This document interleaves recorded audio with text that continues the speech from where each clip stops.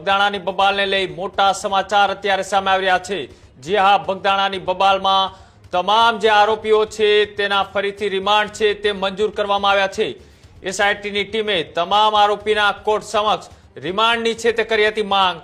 8 આરોપીને એસઆઈટીની team further રિમાન્ડની માંગ સાથે કોર્ટમાં છે તે રજૂ કર્યા હતા। કોર્ટે તમામ એટલે કે 8 આરોપીઓના 3 દિવસના રિમાન્ડ છે તે મંજૂર કર્યા છે। સોમવારે 4 વાગ્યા સુધી 8 આરોપીઓના રિમાન્ડ છે તે મંજૂર કરવામાં આવ્યા। આરોપીઓના મોબાઈલ ફોનની તપાસ પણ એપીએસએલની અંદર ચાલી રહી છે। સાથે જ સોશિયલ મીડિયામાં વાયરલ થયેલા વિડીયોની તપાસ આરોપીની છે તે જરૂરી અન્ય આરોપીઓની સંડોવણી છે કે કેમ તેની પણ અત્યારે તપાસ એસઆઈટીની ટીમ દ્વારા કરવામાં આવી રહી છે। જે રીતના આરોપીઓના ફર્ધર રિમાન્ડની માંગ કરવામાં આવી હતી, કોર્ટ દ્વારા એ તમામ એટલે કે 8 આરોપીઓના ફર્ધર રિમાન્ડ છે તે મંજૂર કરી દેવામાં આવ્યા છે। આ 3 દિવસના રિમાન્ડની અંદર જે અલગ અલગ ચર્ચાઓ આ કેસને લઈ થઈ રહી છે તેમાં શું નવા ખુલાસાઓ થાય છે, કયા વ્યક્તિઓના નામ ખુલે છે, તેના ઉપર સૌ કોઈની નજર ટીકેલી છે।